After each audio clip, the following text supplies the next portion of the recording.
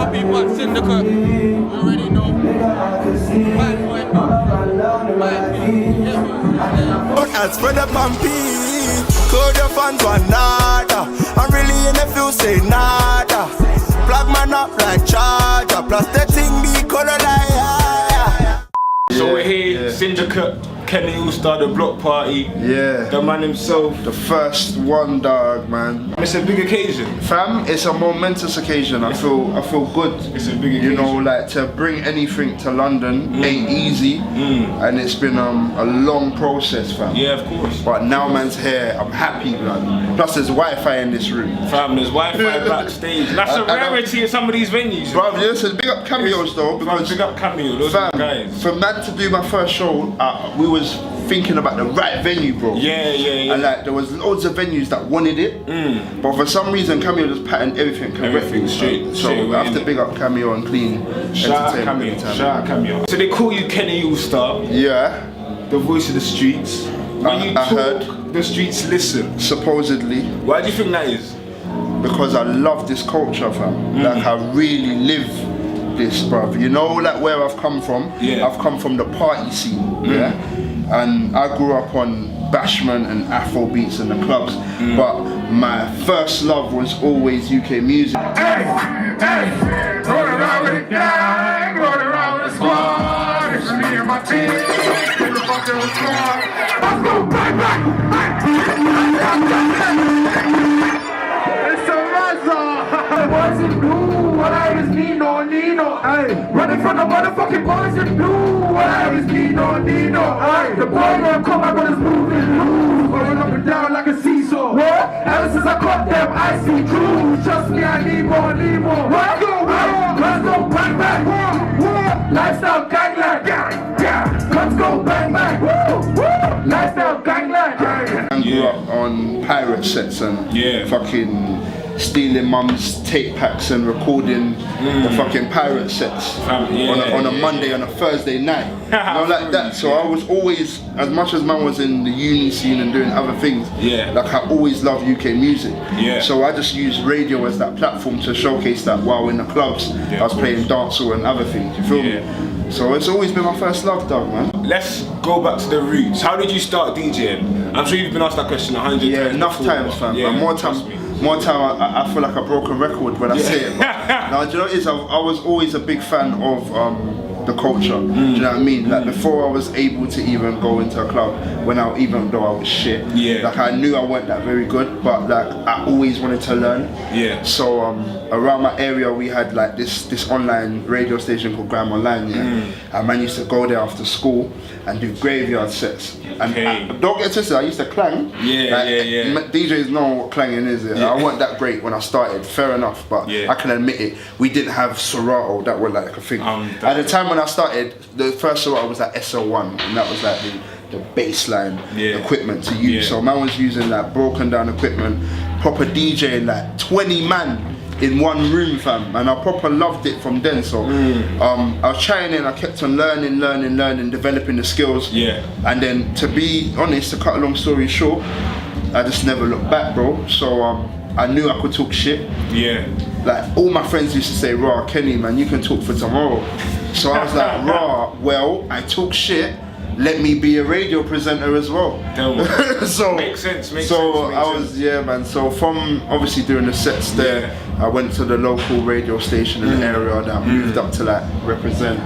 Then from Represent, obviously like I done Depths at 1Extra, and now I'm at Radar Radio, and I'm thriving. I'm enjoying life right now. From the weekly show on Radar to the Man About Bars, Unlisted Madness, to your guest slots on 1Extra, so many platforms, and you always bring the hood with you all the time. Most def. Wherever you go, Why is it so important to bring the hood with you? Do you know why? Because once you get the streets on your side, you feel good. 100%. I don't know how to explain it. Like there's different levels of love in the entertainment industry. From you got industry love, and then you got that groundbreaking baseline street love.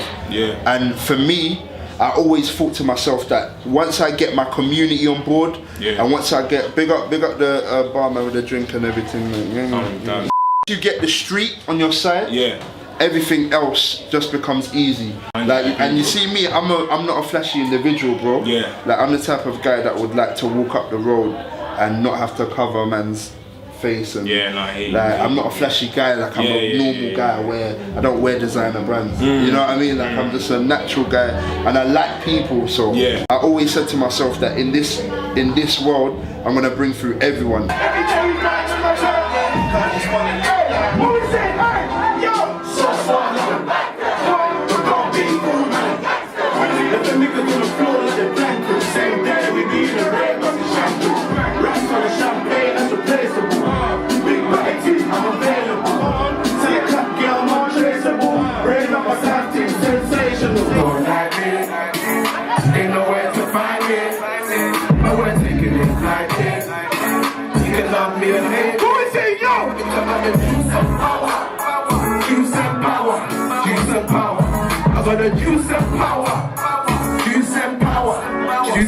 And no one actually understands. A lot of these youths don't have opportunities, fam. Like in a real life, a lot of these guys get blocked. So if I can be the one guy to put them on multiple platforms, then at least I know I can sleep well at night. You get it? And I don't make no peas off doing that. That's the most important thing, man. The love comes first, everything else comes second, man. That's why I bring through the hood from early. I hope that's crazy, cause I need to die me. I don't want to protect, and I want to flex, cause I need to die me. But I count on my soul, cause I want to flow, cause I need to die me. But I count on my wrist, you know that my wrist, cause I need to die me. Last year I was living up dope, this year I will fuck up the kitchen. When I leave your club makeup, cause it's had a night in Jamaica. And they're looking for me when I run free races. Supposed to win the niggas in my racing. I was gonna come up there while I was on time. I'm trying to make change. Right, every single show you know we playing with a ball wave. And they get my niggas real bars and change. All the platforms that you've had, for me, getting your own boiler room is a big deal. That's a very, very big deal. How did that come about? That's a global platform. The boiler room situation is a sick situation. We have multiple boiler rooms across the year. They gave me two options. I either do my own set or I bring through artists. And it was a no-brainer what I wanted to do. I was always going to bring through the artists then. The boiler room jump off is very influential. I was gassed about it as well. So the whole point of that is just to bring, again, artists that not many people in the industry know about on that major platform across the world. Tick-tock, tick-tock. Slow eye, slow eye. Tick-tock, tick-tock. Slow eye, slow eye. Follow me, follow me, follow me, follow me. There. To the destination. You rock boys over there, look to retire. Look at them trainers who will tire. Someone must get higher. What's the I'm high. Get higher. Step it.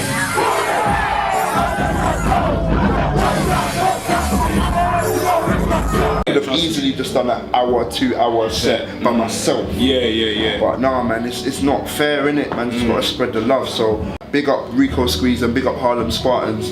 Again, that was like probably the first like major industry thing they done.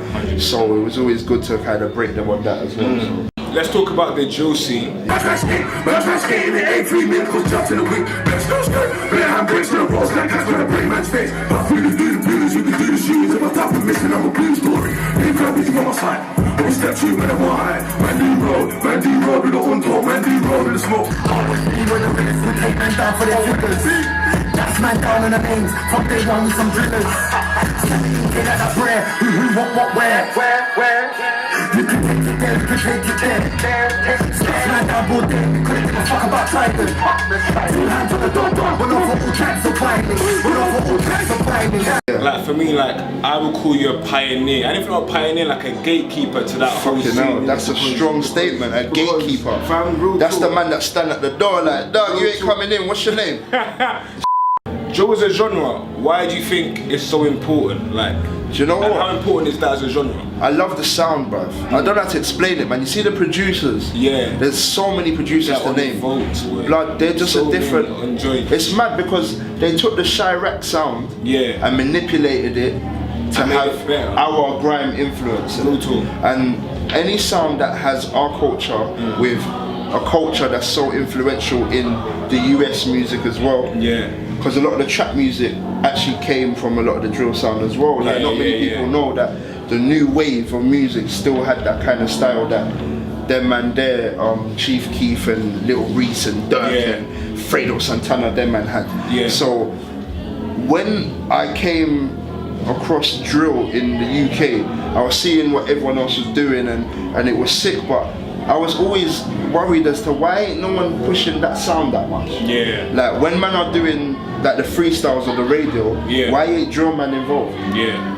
You know, like that. So I just wanted to be the guy to bring through the. I'm not scared to bring through them man there. Yeah. I'm not afraid to bring through Harlem 6'7", 150, like 410. Like I'm not afraid to bring them man through. Do you know why? Because that is what's going on in the street, and I want to be a representative of the street culture. Yeah. So that's what makes me love drill so much, man. I swear, I love the sound. It's it.